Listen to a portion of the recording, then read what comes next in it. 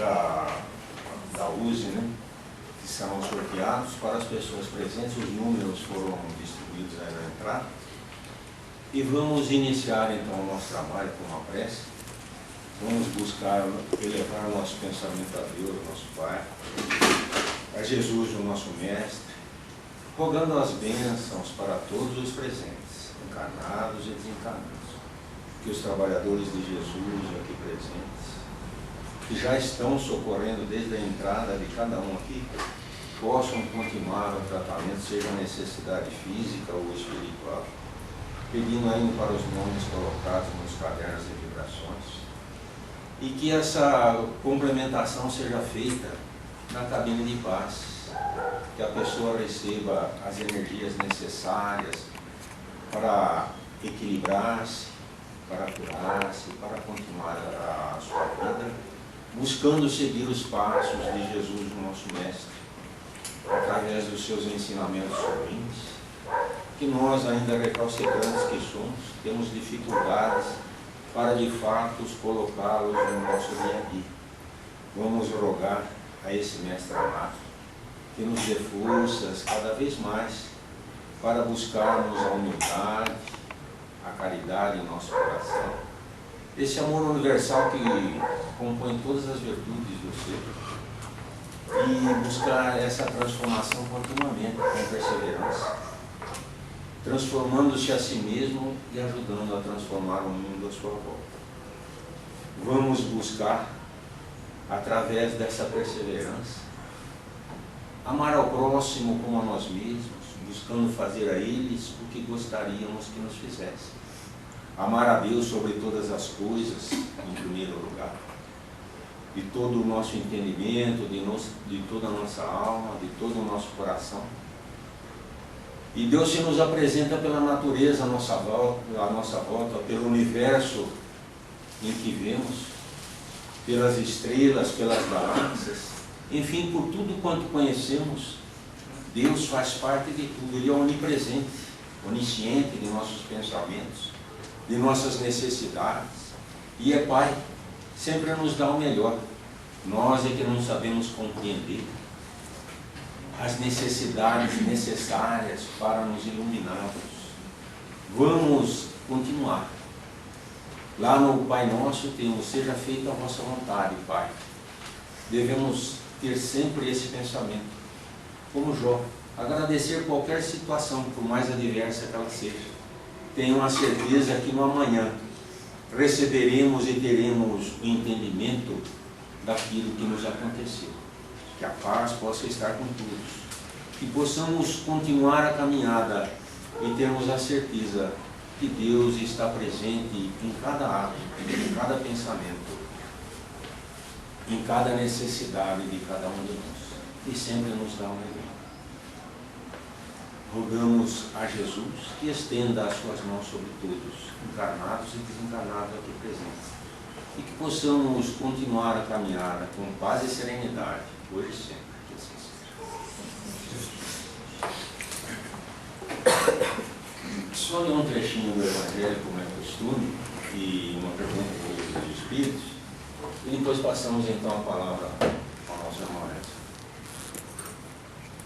E o livro aberto ao acaso, O Poder da Fé.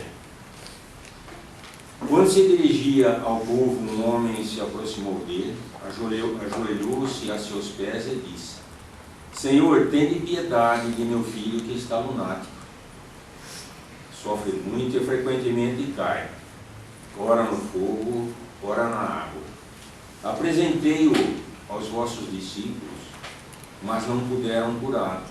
E Jesus respondeu dizendo: Ó raça incrédula e depravada, até quando vos sofrerei? Até quando deverei ficar convosco? Trazei-me aqui essa criança. E Jesus, tendo ameaçado o demônio, fez com que ele saísse da criança, que foi curada no mesmo instante. Então os discípulos vieram encontrar Jesus em particular e lhe disseram: Por que nós mesmos não pudemos tirar esse demônio? Jesus lhes respondeu: é por causa de vossa pouca fé. Pois eu vos digo em verdade, que se tivesseis fé como um grão de mostarda, iríeis a essa montanha, transporta-te daqui até lá. E ela se transportaria, e nada vos seria impossível.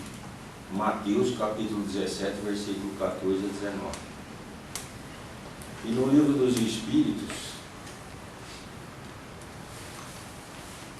a respeito do princípio vital, pergunta 63. O princípio vital é um agente particular ou é apenas uma propriedade da matéria organizada? Numa palavra, é um efeito ou uma causa? Resposta: uma e outra. A vida é um efeito produzido pela ação de um agente sobre a matéria.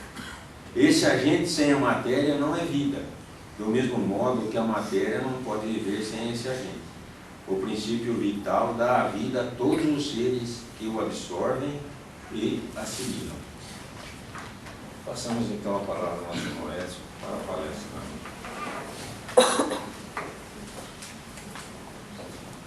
Na verdade, não é uma palestra, é mais uma lembrança, né? Porque hoje é uma data especial, 18 de abril, o mês de abril é o mês de aniversário da edição do primeiro livro dos Espíritos, em 1857. É um marco decisivo na história da humanidade, sem sombra de dúvida. Hoje, particularmente, dia 18, é o dia de aniversário do lançamento do livro dos Espíritos. Então, a Neuzeli, representando a doutrina, o setor de doutrina da música, né, elaborou essa proposta de percorrer as casas espíritas, distribuindo o livro dos Espíritos. E nós tivemos a chance de logo nos apresentarmos, né, porque olhando o calendário, percebi que dia 18 era terça-feira pelo nosso trabalho. Vamos aqui, né? E aqui está ela, nos dando essa alegria, da sua presença, dessa comemoração de aniversário. E, ao mesmo tempo, hoje, com esta atividade, nós iniciamos a comemoração, a sucessão de eventos comemorativos do aniversário da Casa do Caminho, que está este ano completando 50 anos, no meio do ano, para 50 anos de existência. Apesar das suas fundações antecederem a isso, né, o trabalho daqueles pioneiros que culminaram na formação desta casa, realmente 50 anos é um marco da fundação da casa.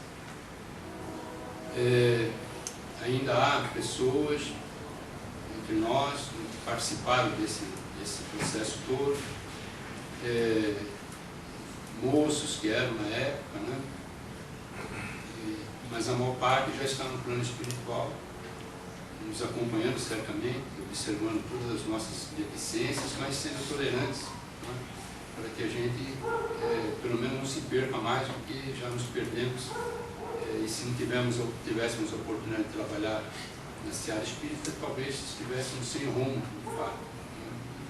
Então, inicialmente, vou recordar um pouco essa questão do livro dos Espíritos, que é o marco, digamos assim, a inauguração do Espiritismo. Deus é inteligência suprema e amor infinito. Então não há improvisos. Na obra de Deus não há improvisos.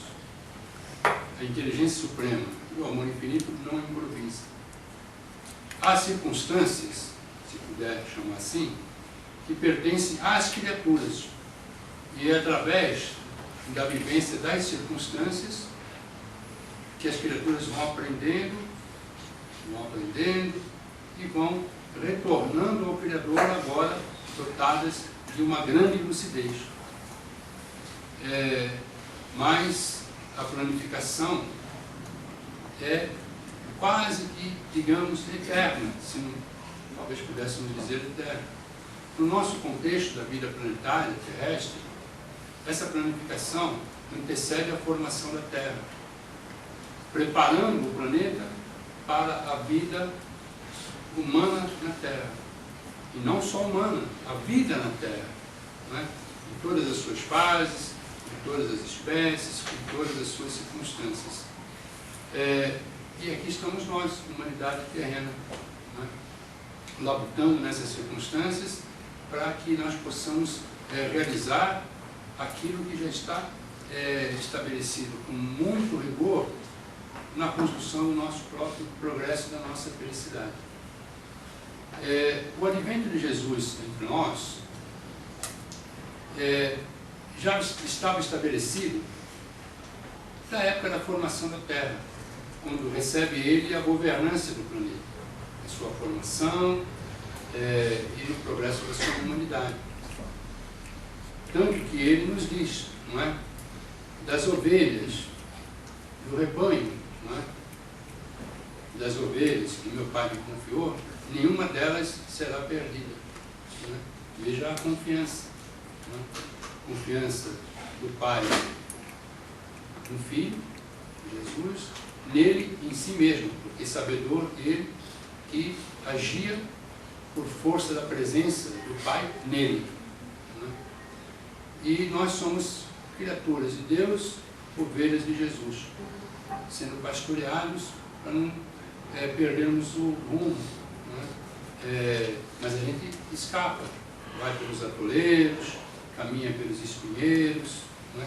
Se aflige, se fere, e depois procuramos o pastor novamente para nos assentar e vivermos com paz interior.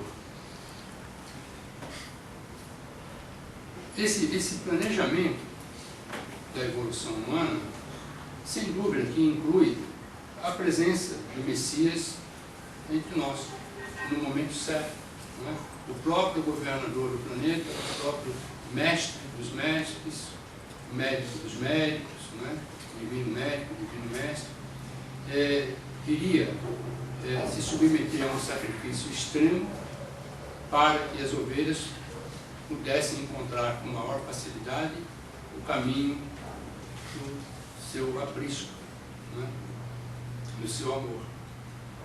Nós vamos encontrar, já em fase mais recente, contadas não em milhões de anos, mas em milênios, nós vamos encontrar a figura de Abraão. De Abraão caminha-se até Moisés, de Moisés caminha-se até Jesus, né? Moisés nos traz a lei de Deus, que traz também a lei dos homens para o povo judeu na época, mas traz a lei de Deus para toda a humanidade, os 10 mandamentos, que Jesus sintetiza como um único, não é? Amar a Deus sobre todas as coisas, é o semelhante como a si mesmo, um é semelhante ao outro. E essa jornada vem sendo trabalhada. Nos tempos de Jesus, aparece João Batista, não é? Como diz Mateus, não é?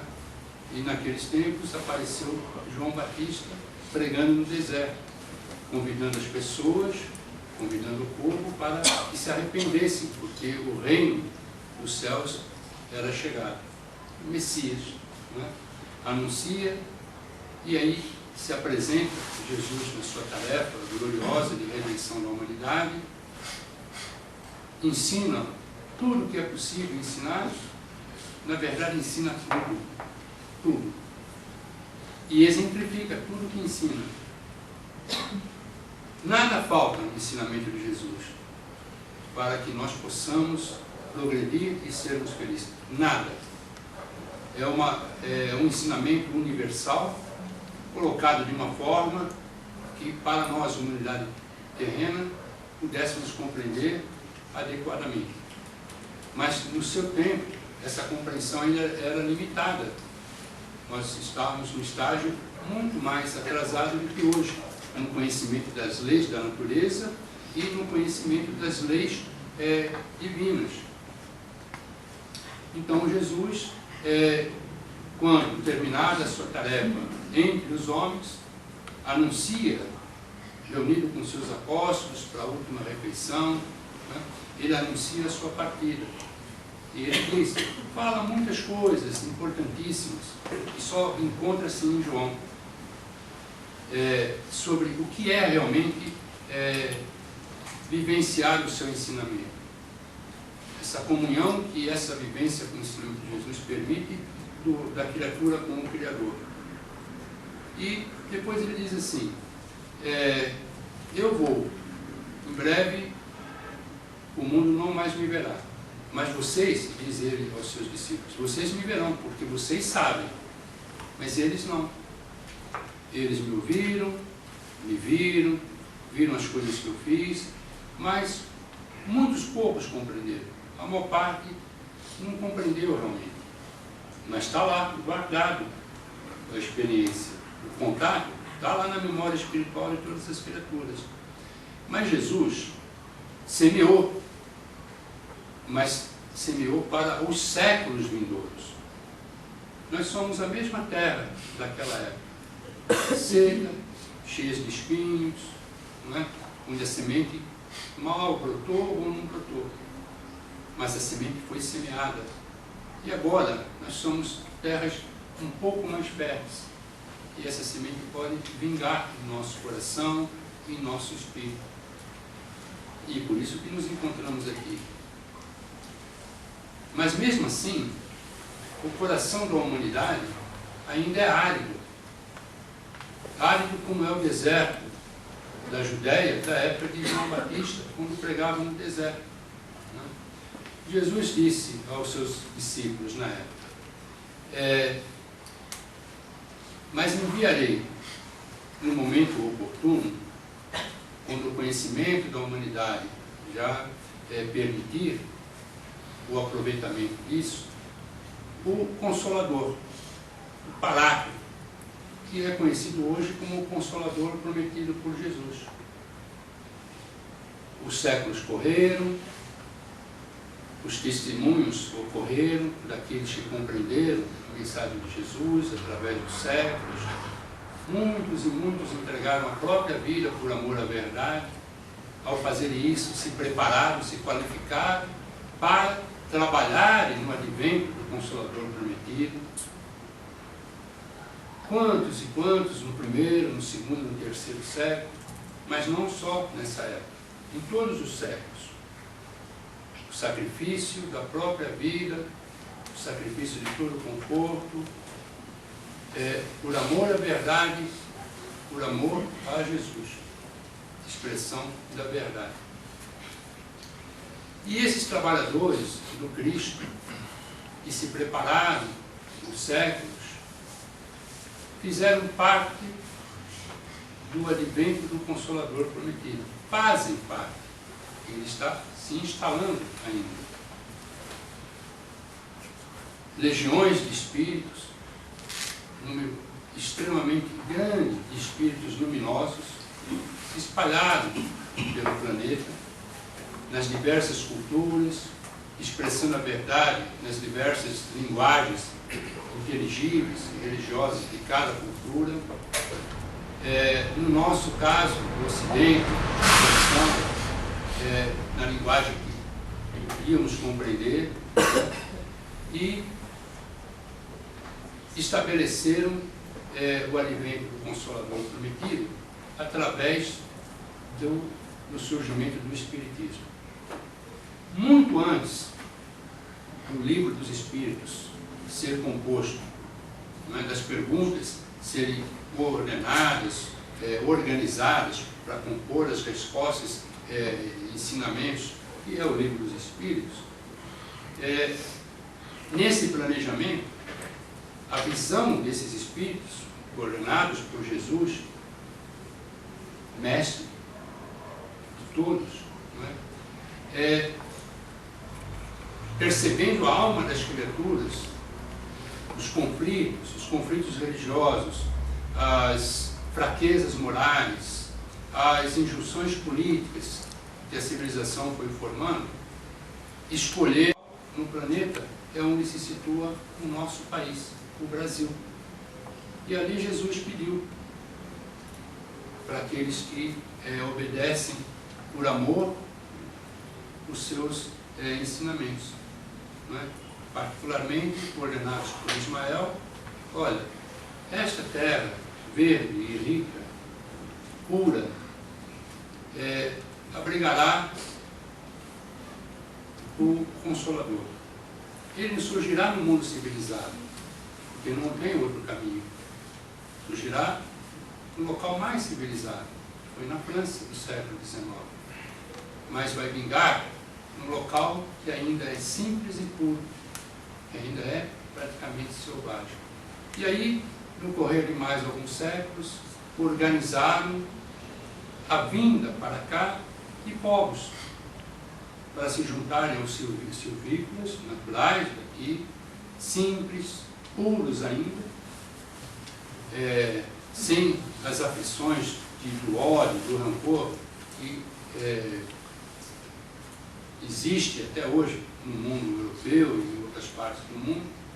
E para cá vieram os portugueses, com seu sentimentalismo, né, um povo muito especial, e os africanos, né, que para cá vieram nas algemas da escravidão, aprimorando-se e trazendo para cá aquela espiritualidade própria das culturas religiosas da África.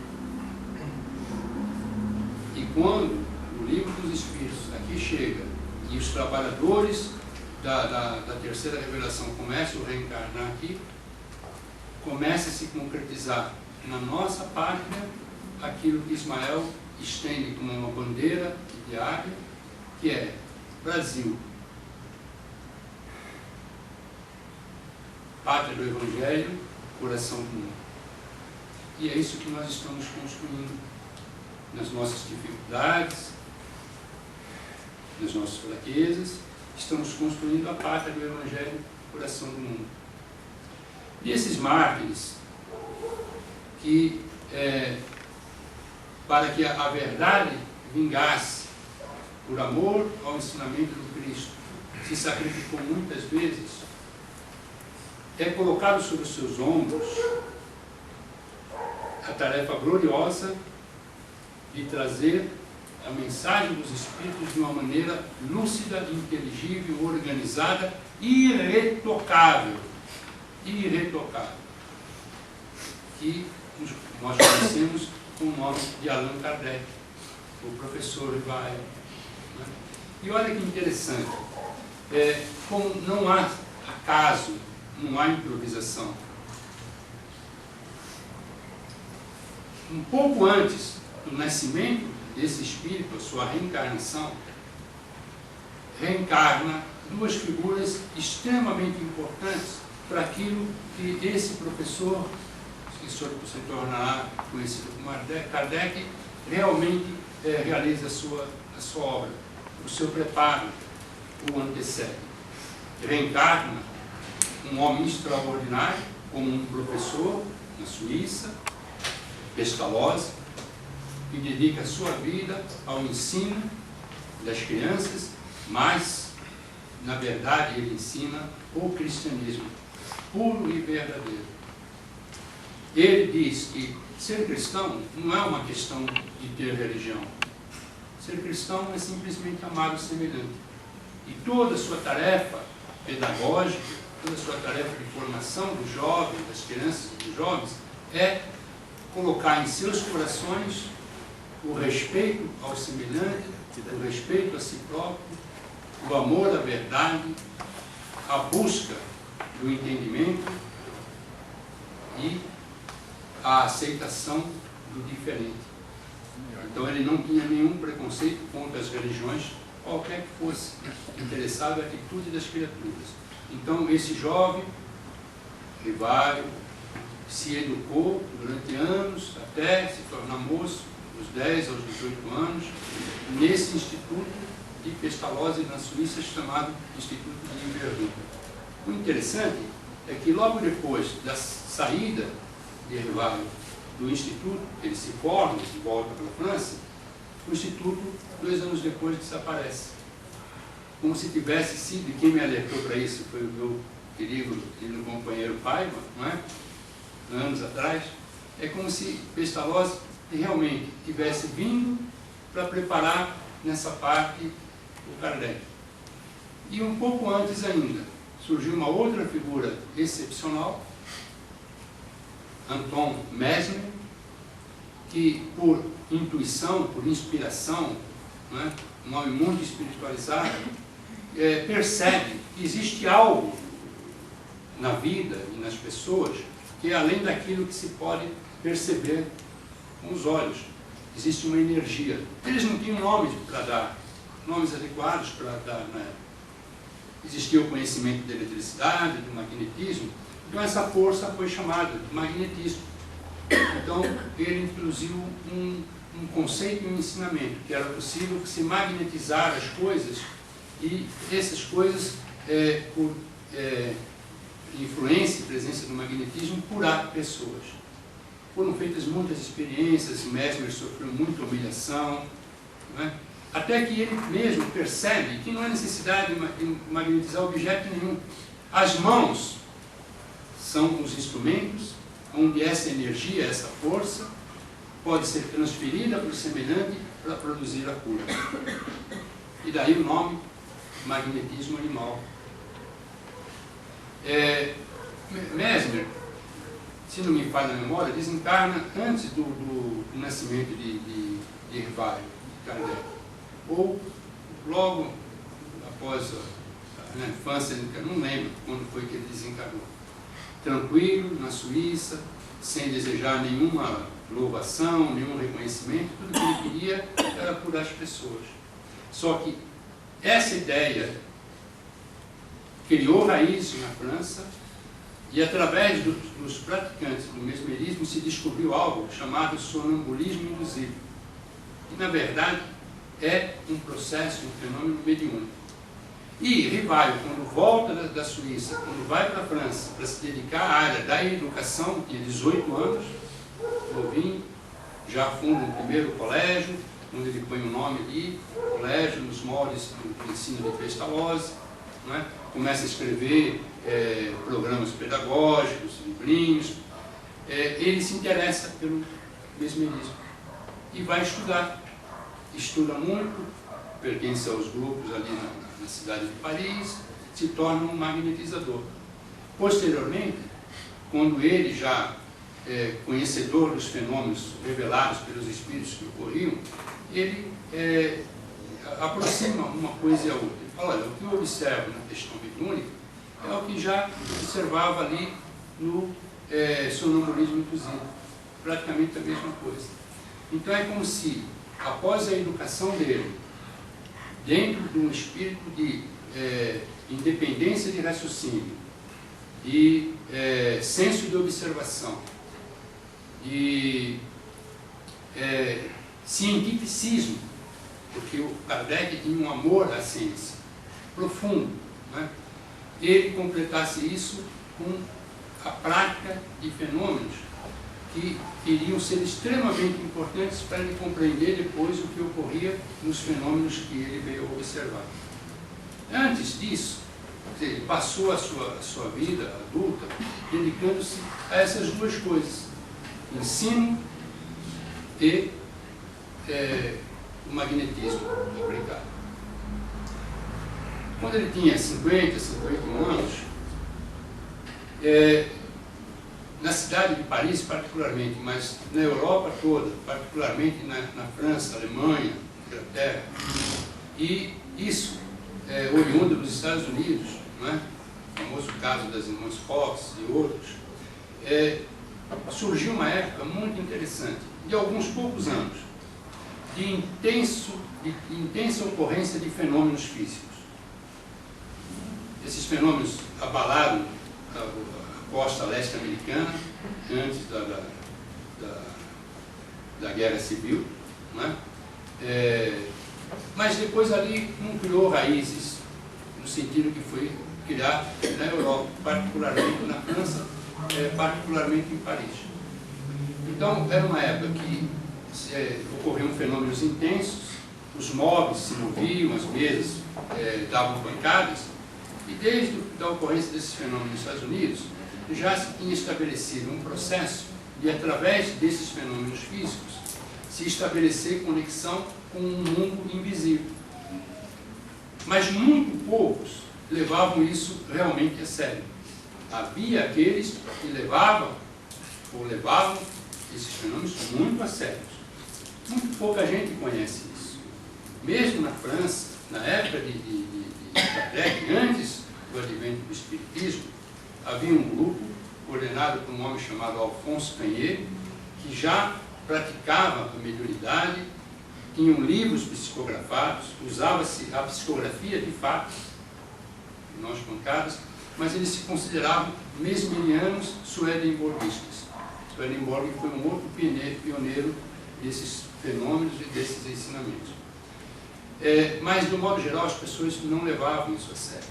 Fenômenos extraordinários. Imagina, você fazer perguntas, as pessoas com as mãos colocadas sobre uma mesa pesada como essa, e, de repente, ela levanta de um lado, bate, seguindo uma codificação pré-estabelecida, dita palavras e sentenças, não é? Ideias.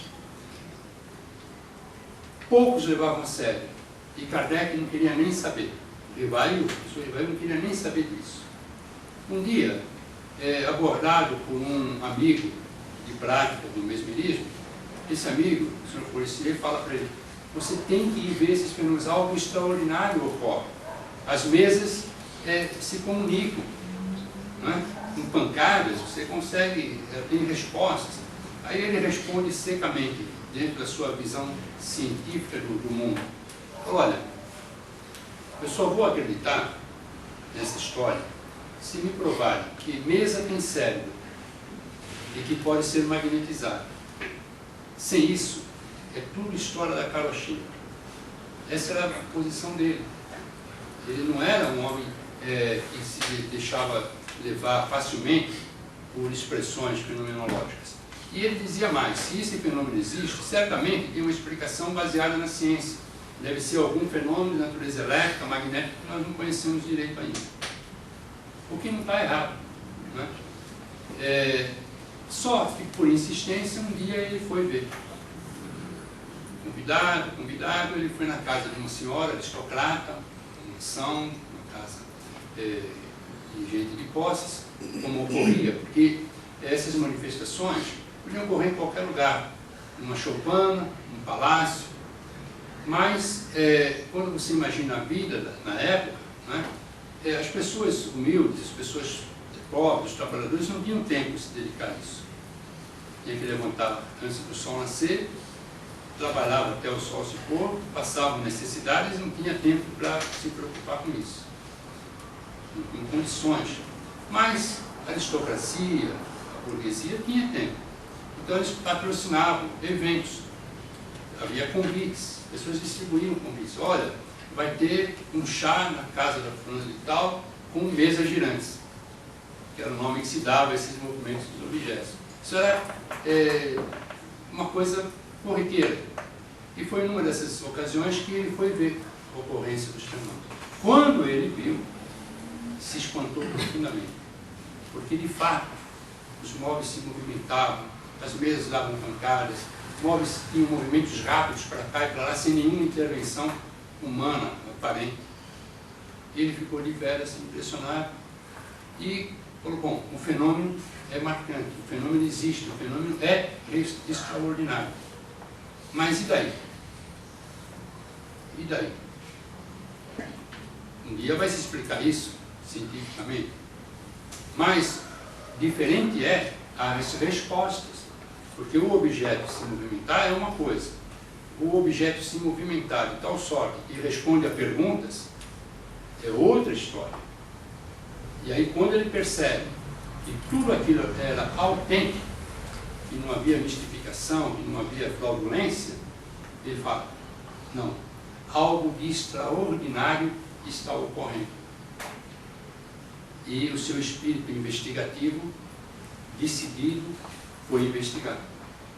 E começou a analisar as respostas que eram dadas, de perguntas feitas por outras pessoas, depois começou a organizar suas próprias perguntas, e enquanto as pessoas, no geral, só perguntavam futilidades, coisas pessoais, sem importância, ele começou a formular perguntas relacionadas com teologia, com filosofia, com ciência, né? Perguntas profundas, complexas, e foi apresentando essas perguntas e obtendo as respostas. À medida em que essas perguntas foram sendo organizadas dessa forma, os espíritos que estavam ali presentes na fenomenologia foram deslocados, porque eles tinham um papel. O papel dele era despertar a atenção das pessoas. Aí muda-se os participantes. E os trabalhadores espirituais destinados à revelação espírita se fazem então presente, respondendo eles as perguntas, agora sérias, importantes, conclusivas. Então, Rivaio, depois Kardec, começa então a formular essas perguntas de uma maneira extremamente organizada, formulada com incidências em diversos ângulos para perceber se havia alguma contradição, estabelece um critério de verdade, de validação de tudo aquilo, tanto em relação ao fenômeno quanto em relação às perguntas, não é? A questão do bom senso, da observação e da concordância com a ciência do tempo, e também com a universalidade do fenômeno. Num certo momento, talvez por força de necessidades financeiras e também de saúde, ele se propõe a afastar-se dos fenômenos desse trabalho. Mas um grupo de homens sérios tinham, durante um bom tempo, formulado perguntas sérias também aos espíritos. E tinham composto perguntas e respostas num grupo de 50 cadernos. Quando Rivaio decide se afastar, eles o procuram e falam: professor, nós confiamos muito no seu bom senso, no seu critério, na sua honestidade. Não se afaste. E deram a ele os 50 cadernos. Olha, o senhor destrinche isso, né, com o seu crivo analítico, o seu bom senso, e destrinche. E ele analisou criteriosamente, selecionou, separou, classificou tudo aquilo que estava lá. E aí juntou isso às suas perguntas, formulou mais perguntas. Essas perguntas eram levadas a diversos grupos, em diversas partes, que realizavam os mesmos trabalhos, para verificar as concordâncias nas respostas, e trabalhou intensamente. De 1855 a 1857 são só 2 anos. 2 anos é muito, muito pouco tempo. Passa muito rápido. Não dá para fazer muita coisa em 2 anos. Mas em 2 anos, do momento em que ele entra em contato com os fenômenos, até reunir um material suficiente, coerente, importantíssimo, só 2 anos. E ele ainda teve o seguinte cuidado. Ele utilizou, essa altura já, psicografia, na mão, movendo o lápis, já está posto em prática. Ele utilizou, para validar aquelas respostas, 2 médiuns adolescentes, de 12 e 14 anos, as irmãs Botan, e utilizou um método que já tinha se tornado arcaico naqueles poucos anos de fenomenologia, que era a famosa cesta de bico. Era uma cesta, material de costura, que tinha uma ponta assim, e os próprios espíritos tinham dito aos participantes: olha, melhor, ao invés das pancadas, peguem a cesta, que chamavam corbélia de bico, né? Coloquem um lápis na ponta, uma lousa de ardósia, e as pessoas, ao invés de pôr as mãos à mesa, colocam os dedos na borda do cesto. E aí ficou tudo mais fácil, porque a cesta é leve, né? E aí podia-se escrever, não mais codificar pancadas. E aí as palavras e as sentenças, as ideias, começaram a avolumarem-se com uma rapidez tremenda. Então ficou tudo mais fácil.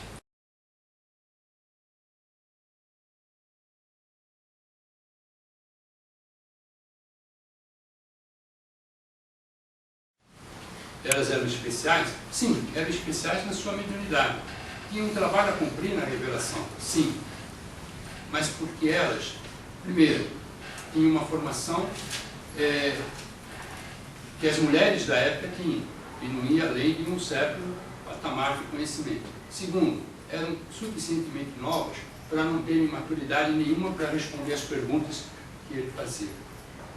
E as respostas que vinham estavam muito além do alcance intelectual e de vivência delas. E por que duas?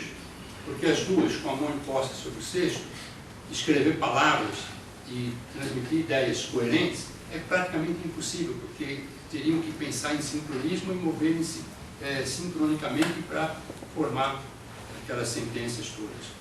Então, isso foi uma escolha.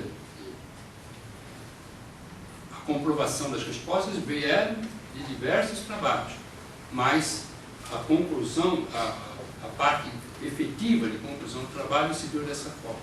E depois a conferência do trabalho, a pedida dos espíritos, foi feita também por uma média adolescente, na presença de muitos espectadores. Né? Quando isso foi concretizado, nesses 2 anos, surgiu um livro. E ele tinha que dar um nome ao livro. Ele era conhecido em Paris. Tinha muitos livros. O professor já tinha criado diversas escolas. Todo mundo o conhecia, todo mundo intelectual. O professor vai. Mas aquele livro, aquela obra, não era dele. Era dos espíritos. Então ele dá um nome, Livro dos Espíritos.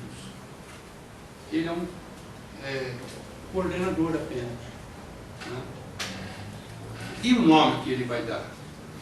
Ele queria separar o seu nome de professor, de escritor de livros didáticos, daquele que estava assinando aquele livro que não era dele. Não é? E os próprios, um espírito, numa certa reunião, lembrou a ele que, no passado, 2000 anos antes, ele tinha sido um sacerdote druida, no norte da França, e que o nome dele, na época, era Allan Kardec. Lembrando disso, ele assina como Allan Kardec. E aí está lá, Livro dos Espíritos, assinado Allan Kardec. Ele tinha um editor em Paris, um editor importante, muito conhecido, editor, tinha livraria, que tinha editado muitos dos livros didáticos que ele tinha feito. Ele era amigo do dono da editora, que tinha falecido por essa altura. Tinha viúva e tinha um filho que passou a administrar a editora. Aí, conversando com a viúva do seu amigo, que era sua amiga também, ela falou: não, professor, leva lá o livro tal dia, que eu vou pedir para o meu filho colocar prioridade na gráfica, na confecção do livro. E lá vai ele, né? À tarde, professor, como é que está? Como é que está? O escritório ficava no mezanino, ele sobe as escadas, está lá o jovem sentado à mesa, trata muito bem, né? Muito respeito, e ele está com um manuscrito, um papel embrulhado, amarrado, né? Imagina esse manuscrito, né? Então veja o trabalho que foi isso. Quando ele desce, está saindo da livraria, parte de baixo, ele encontra a viúva do editor, a amiga dele. Ah, professor, o senhor já trouxe o livro? Já deixei com o seu filho, está lá em cima. Se despediram, ela sobe e fala para o filho: olha, eu quero que você coloque prioridade nesse trabalho. Aí ele põe as mãos na cabeça do jovem. Não, mas mãe, não é possível. Mais um livro de mesa girante não vende mais. As prateleiras ali estão cheias de livros de mesa girante e ninguém quer mais saber desse assunto. Aí ela fala: você vai colocar como prioridade. E mãe é mãe, não é? Quando ela saiu, ele curioso abriu o pacote e começou a ler. Depois de um tempo de leitura, ele fechou o pacote e escreveu lá: prioritário. Foi para a gráfica, pouquíssimo tempo depois vieram os livros, as caixas. Não eram muitos livros. Esgotou rapidamente. Quem lia falava para outro, passava para outro, e aquilo, por divulgação oral, exigiu mais uma edição e mais uma edição, alcançou o mercado da Europa Ocidental, da América, e mais tarde veio ao Brasil também. Era dia 18 de abril de 1857, quando esses livros chegaram às prateleiras da livraria. É o aniversário que nós temos com o primeiro livro dos Espíritos. Em 1860, 3 anos depois saiu o segundo, ampliado, de uma estrutura diferente, que é o que nós estudamos, que o Romildo leu. Mas esse, de 57, é o primeiro, é o marco, é a transformação, é o Consolador prometido por Jesus.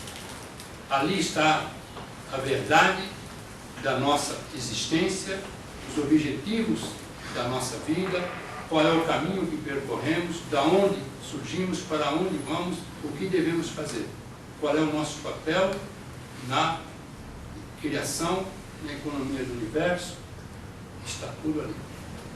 É a revelação prometida por Jesus. E aonde que prospera isso? Aonde que realmente o público fica ávido de estudo e leitura dessa obra? Surgiu na França, em Paris. Os fenômenos começaram nos Estados Unidos. Mas aonde é que a semente vinga e prospera? Na pátria do Evangelho do coração do mundo. Então nós temos um compromisso, uma obrigação muito séria, porque nós temos que continuar espalhando essa semente. E agora essa semente, o que é? É a divulgação desses livros. A divulgação do livro dos Espíritos e os livros que correspondem à codificação, porque o livro dos Espíritos, na segunda edição de 1860, ele é dividido em partes. Cada parte, poderia se chamar capítulo, foi decidido chamar de livros, livro 1, livro 2, livro 3, não é? Que foi dar origem, logo em seguida, aos livros que nós conhecemos da obra da codificação. Uma parte se tornou o livro dos médiuns, a outra parte se tornou a Gênesis, outra parte o Evangelho segundo o Espiritismo, outra parte Céu e Inferno. E esses 5 livros constituem o Pentateuco Espírita. É a nossa codificação, a nossa doutrina, o nosso roteiro. Como espíritas, ali está tudo o que precisamos. O que vem, na sequência, é complemento. O que fere ao que está escrito ali, deve ser colocado de lado. Não há nenhum preconceito nisso, esse rigor é necessário. Porque essa obra é uma obra de Jesus. E mais, a humanidade continua ressequida. Nós mesmos. O Brasil mesmo, não é? Apesar dessa destinação. Então, nós temos uma obrigação especial, enquanto espíritas. Não pertence só aos espíritas essa obrigação, nem é realizada só por espíritas, mas como espíritas, que temos esse material precioso em nossas mãos, esse conhecimento, esse tesouro, nós temos uma responsabilidade maior, porque cada casa espírita é como uma nau, como uma embarcação no oceano. Fazendo o quê? Jogando boias e cordas. O espiritismo não faz proselitismo. Não há uma propaganda espírita que tem que induzir, convocar, realmente forçar que alguém se torne espírita. A pessoa se torna espírita porque, ao conhecer, se apaixona por aquilo. Encontra ali a verdade que buscava. Quem não tem esse sentimento, fica no seu próprio sentimento que a vida cuida disso. Mas tem aqueles que estão decepcionados com a existência, ou existências, porque nós somos muito antigos, estão decepcionados com os rumos que tomaram na vida, estão aflitos, em dores, sem rumo, estão como perdidos num oceano tumultuado. E as nossas casas são como embarcações jogando boias e cordas para esses que estão necessitados de agarrar alguma coisa para fugir do naufrágio. Então, olha a nossa responsabilidade na divulgação da doutrina, na palavra e no exemplo. E, em particular, no nosso caso, no nosso país, nós nos organizamos.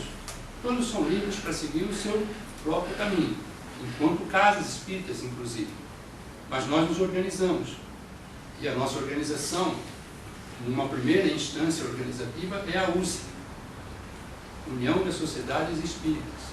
E aí, a nossa querida companheira espírita, Deuseli, completa. Foi muito importante. Boa noite a todos. Muito importante a gente recordar o trabalho colossal de Kardec, dos espíritos que o auxiliaram, dos encarnados que o auxiliaram. Eu estou aqui representando a USE, eu respondo pela coordenação de orientação doutrinária, me coloco à disposição da casa, se tiver algum representante de alguma casa aqui, estou sempre à disposição. A Sara na USE tem os meus dados, meu telefone, meu e-mail, estou à disposição. E a USE está fazendo essa campanha de distribuição, sorteio dos livros, é uma campanha comemorativa desses 160 anos da primeira edição do Livro dos Espíritos. É uma campanha de gratidão a Kardec, a todos que o auxiliaram. Então nós gostaríamos de pedir que neste mês todos nos lembremos nas nossas preces de agradecer. A gratidão é uma forma de exercitar o amor. Então exercitemos o amor com Kardec, a toda essa equipe, agradecendo neste mês de abril, especialmente hoje, né? E pelo mês de abril, vamos agradecer, porque o trabalho que deu isso aqui, só lendo mesmo, né, Edson? O Edson deve ter lido algumas biografias de Kardec, e só lendo mesmo para ver que trabalho colossal foi feito. Gostaria de destacar, na primeira página, na verdade a terceira, né? Esse livro contém os princípios da doutrina espírita, sobre a imortalidade da alma, a natureza dos espíritos e suas relações com os homens, as leis morais, a vida presente, a vida futura e o futuro da humanidade, segundo o ensinamento dado pelos espíritos superiores, com a ajuda de diversos métodos. E lá no finzinho, uma mensagem de Santo Agostinho, que finaliza a obra, ele vai nos dizer assim, bem lá no finzinho: o Espiritismo é o laço que os unirá um dia, porque lhes mostrará onde está a verdade e onde está o erro. Que coisa maravilhosa, né? Tudo que a gente precisa saber, né? Onde está a verdade e onde está o erro, para a gente discernir, para a gente direcionar a nossa vida. Esta obra, dizem os Espíritos superiores, é uma luz a nos iluminar, a iluminar esse caminho que nós tanto buscamos da felicidade. Portanto, é uma campanha também de incentivo à leitura, e mais que isso, ao estudo. Parece difícil o estudo das obras básicas, mas quando a gente começa, quando a gente se organiza a agenda da gente, a vida da gente, para a gente dedicar uma horinha e meia ali para o estudo das obras básicas, a gente se ilumina, a gente nunca mais será o mesmo.